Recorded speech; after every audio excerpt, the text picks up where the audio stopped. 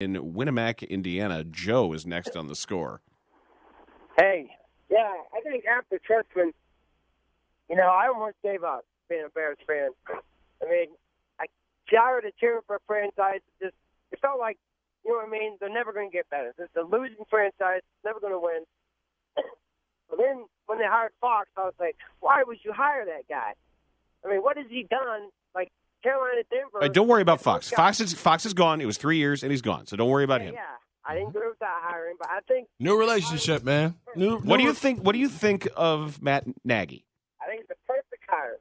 I think this whole thing was like Fox came in and he stabilized the Bears. Remember when Justin was there and they talked about the locker room, how it was a mess and there was no leadership.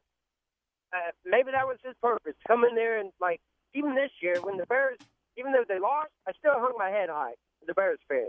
Last year you did? Right really? What? Thank you for the call, Joe. Joe's having some respiratory problems, but that's okay. You can put him on the Bears beat. Where'd you go for dinner? Hey, Murph showed up. Hey, what hotel were you guys in? Oh, my goodness. In Mundelein, here's Ryan. He's on the score. Ryan apparently is making a left turn. Hey, hello? Feels like a bomb. Hello? Ryan, are you ready to talk to us? Yes. How are Please you today? do so, yes. How you doing, guys? We're still good, Ryan.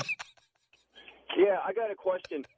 What is the identity of this team going to be going forward? Blue and orange. The identity is going to be a team that scores points and wins more games than they have. What do you want the identity to be? Okay, look, every time a team wins a championship, there's usually a defined identity. Okay, what do you want the defined identity to be? Okay, my defined identity would be, first of all, number one, a team that doesn't make mistakes and exploits mismatches. I have not seen that in the last 3 years. All right, I think that is the blueprint for many an NFL team. It's a recipe for success. Yeah, no penalties, especially on special teams. Don't turn the football over. Take the ball away. Run the football and beat them deep. I don't know. I'm just waiting to talk to Doug the coach. Buffone just threw up in his grave. By the way. He did. I'm sorry, Dougie. Yeah. Sorry, Doug. Southside, here's Rashad on the score. You guys are really trying to make me vomit. I'm not trying to make you do anything, Rashad. This is all on you, Rashad. You do whatever you want. You chose to listen to this awful show. Let me say this. First, I'm with Chef. Syracuse is not a powerhouse football school, so I think that needs to be established. Number two, I want to actually say this. He made me feel how I felt when Pace was hired. So that validates what I said yesterday, guys. I think he hired himself. Number three, Mitch was the only reason he got this job. I'm convinced. Every pinpoint thing that I wrote down, Dan, I don't know if you go back and listen to it, Jason, I think specifically the thing that sold him and got him this job and why Pace stayed there was what he convinced he could make Mitch Trubisky. There's no way that he got this job unless he convinced him that he can make him better than Matthew Stafford or on par with Rodgers. Somewhere in between there. It has to be. Yeah, well, that's the only way I agree. that these guys are going to stay employed. So, yes, you go into that interview and you say, guess what? I'm going to make 10 great. All right, how? And then you detail that, and then you guys go get yourself some sweet and sour chicken or whatever the hell they get for lunch. They met from 8:30 to 8 p.m., 8 a.m. to 12:30, and then they got dinner. So 4 hours, and then they called George Edwards, say, hey, George, talk to us for 20 minutes on the way to this Chinese restaurant while we don't give you this job. And then they had dinner with the guy they were going to hire. It's Adam in Crete. He's on the score. Hey, guys. First off, the entire negativity of someone who's been in a job for 24 hours, good Lord. I didn't get a chance to catch all the press conference. I'm wondering if there's not a bit of familiarity. I know he didn't go on the roster a whole lot, especially comparison, of how he sees Tariq Cohen as a Tyreek Hill, how he sees Jordan Howard as a Kareem Hunt. I'm wondering if that played any indication where maybe he sold that vision to Ryan Pace and everyone else there. I'll take the call off the air. Yeah. See, I don't. I sure hope he's got a bigger vision than that. Yeah, and this Tariq Cohen, Tyreek Hill thing I've heard over the last couple of days or so. I don't want Tariq Cohen to be Tyreek Hill. Tyreek Hill is a gadget player return man. Tariq Cohen is supposed to be a 12 to 15 touch dude who can get you explosive plays similar to Darren Sproles.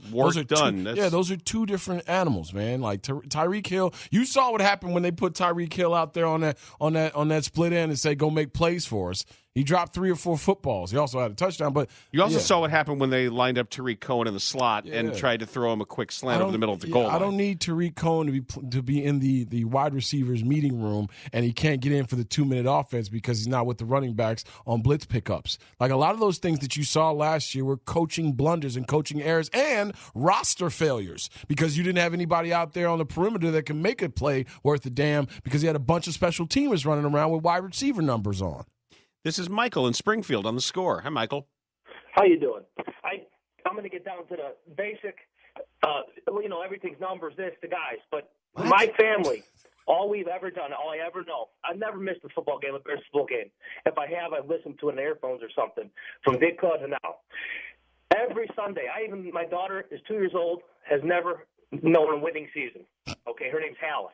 From Great Papa Bear Halas. You name your daughter Halas, your brother? Daughter Halas? Halas Wojcik, L-A-S. H-A-L-A-S, Wojcik. Born and raised in Chicago. She's born in Springfield, but she doesn't know winning series periods. And it's sad. It makes me sad. Because Sundays, my family's still in Chicago, and what they do is mom makes food, everybody eats, has a good time around the game. There's no winning culture since the end of since they made it to the Super Bowl. It's been a losing culture. You named your daughter Halas? Yeah, it's tough. All right, Mike, be well, man, and I wish the best for your young daughter. Oh, no. No. When is Matt Nagy going to join us? Matt? Hey, Matt, you want to just hang out for a little bit, Matt? We don't have to do like an interview. We can do a pre-interview. We can talk real estate with him. His other daughter's named Butkus. And Kane. This is my daughter, Italian beef. And her twin brother, Gyro. Super taco and sausage. Come to dinner. What the hell is going on? I thought this was going to be dead yesterday. It's like they've been waking. This is the greatest thing of all time. It's like the bear zombies. You got to give them a silver bullet, a wooden spear, like everything, and nothing kills them. That is one of my favorite moments ever in my job. I'm not kidding. I will remember that for the rest of my life. People who have named their kids after, streets around Wrigleyville are going to be angry. No, that's Yellow Labs. Every Yellow Lab is named There's a bunch Gregory. of Addisons out there, brother. There's a bunch of, I'm sure there's Chris's with a K, out there now. People love naming their kids after sports heroes. But he named his daughter Halas. And every time she meets a new teacher, she's going to have to say, "No, teacher, it's Halas, not Alice." Halas doesn't live here anymore. Nick in Andersonville, you're on the Score. Sweet God, who names their daughter Halas? Hey, Mikey in Springfield does. Hey. That's who. Yep. Nick? Hello? Yeah, I'm sorry. This is going great. I'm gonna. This is going great. I got a little bit of cautious optimism about the Matt Nagy signing as the coach. All right, tell us why. That's okay. Sure. Why? That's cool. I'm cautious optimism because I'm a Bears fan and I'm used to failure.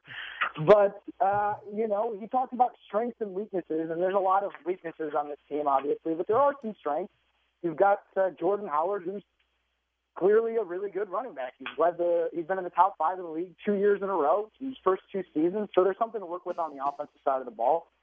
And, maybe if they add the right kind of talent around on this roster and he puts together the right kind of coaching staff to kind of utilize the talent that's there, that maybe that this team could be a 7-9 team next year, maybe even 8-8. No, because Danny B, old Swaggy B over here, says he needs playoffs in his life. You want to walk that back a little bit, or no? They should make the playoffs next year. Oh, Jesus! I'm not saying they will, but no, I know, but That's not going to happen, Dan. Okay. By the way, have you met my son, Deep Dish? Yeah, the texters are owning it right now. God, you guys are idiots. You guys are great.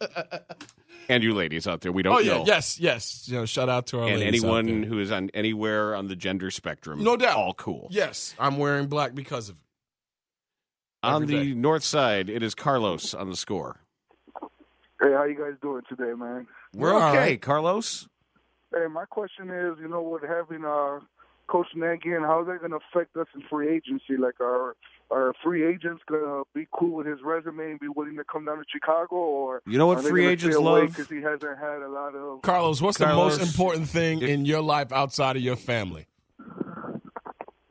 What's the most important thing in my life outside of my family? Yes. Money. You damn right, Carlos. That's the right And answer. that's exactly what's important to these free agents. The Bears got a lot of cap space, man. So, there are free agents who are willing to go to the Rams this year. There are free agents who are willing to go to the Bills this year.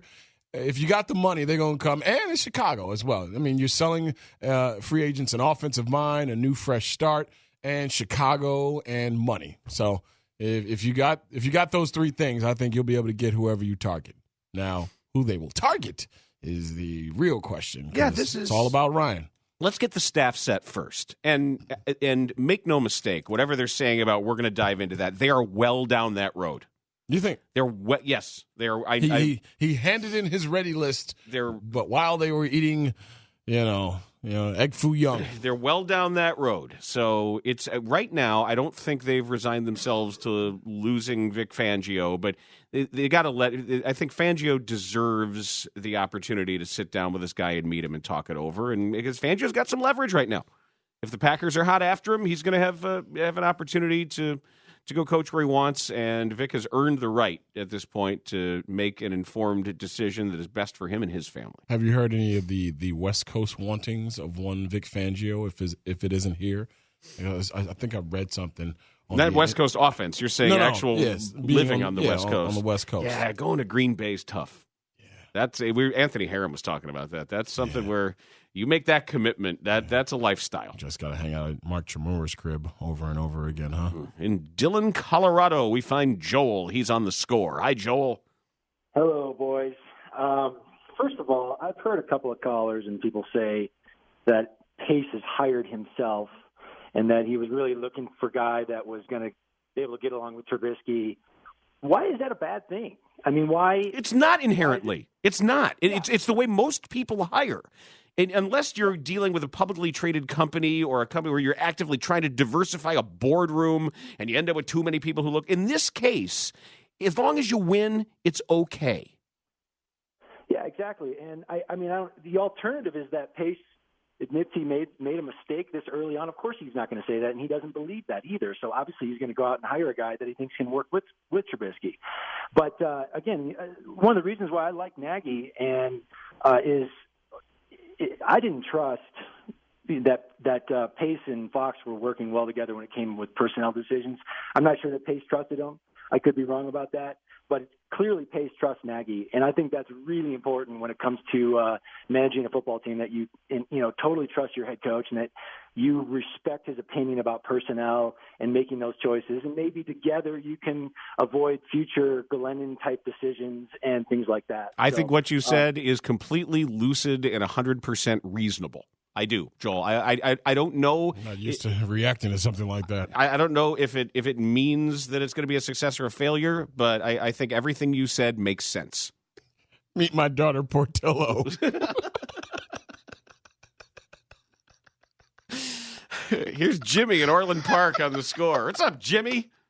Hey, what's up, guys? You got it. I do not understand how anybody would be unhappy with what the Bears have done today. I mean, you went from complete dysfunction and the most boring, unbearable head coach that I've witnessed in my lifetime to a guy who at least I can listen to him at the podium. And look, if you would have told me that Mitchell Trubisky next year is going to come out and throw 26 touchdowns, 5 interceptions, and have a 104.7 quarterback rating, would you guys take that? I would take that. Mm-hmm. Because that's what he got out of Alex Smith in the 12th year of his career. The best passer rating, career high in touchdowns. I mean, the Chiefs' offense since 2013, when he's been the QB coach, I think Bears Bears fans would dream of our offense looking like that. Yeah, so, these are all reasons why he got hired. Yep, that's why he's here. Listen, I want him to succeed, Jimmy. Thanks, Jimmy. I mean, we all do. We're Bears fans. If the Bears win, it helps everyone in the city. Everyone in the city, because there's a lot of people who invest a lot of their identity and have a lot of personal pride at stake with the Bears monetarily. You know, what happens for the people like us and what we do. I mean, this is very important. It's 3 hours of my week that don't have to suck out loud. Yeah, real deal. And too often, 3 hours of my week absolutely suck out loud. I get my little catharsis out of it where I go full meatball, and that's when I allow myself to completely surrender myself and go full meatball during that time that game is on. And then I sort of try to rein it all back in so I can write a post-game thing usually. But I want the Bears to look like the teams I enjoy watching. And hopefully this hire be nice. has taken them a step closer. A playoff game would be nice. The Patriots of the world, the Eagles of the world, the Steelers, the Rams, the Saints, the Kansas City Chiefs now. Now we have a Kansas City Chief guy, the Atlanta Falcons. I want to see those kinds of offensive performances on a weekly basis. Let's try Beloit, Wisconsin, shall we? Here's Ryan on the score. Hey, gentlemen. How are you guys?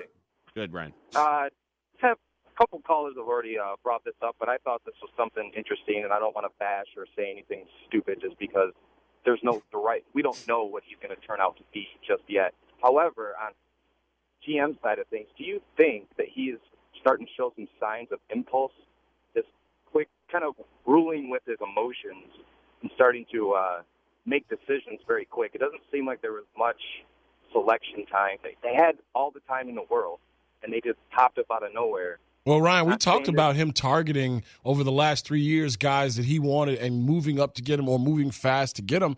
Look at Leonard Floyd, look at Mitchell Trubisky, and now you look at this hire with the head coach. He falls for a guy, and he goes and he grabs that guy. He doesn't dither. For all we said about Phil Emery, remember how long the Phil Emery interview process was? Like 17 people, and he was gleaning the football knowledge, and then we end up at Mark Trestman after all of it.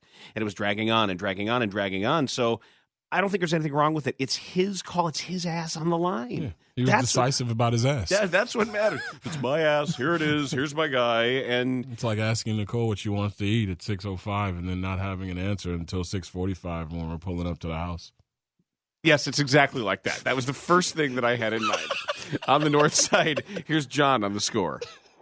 Guys, I just want to know how he got a woman to carry a baby for 9 months and then name it Halas. I can barely win conversations with any women, let alone naming a kid after that. Hey, there are murderers who have women, Guys, pledging their allegiance to him while in jail. So anything's possible.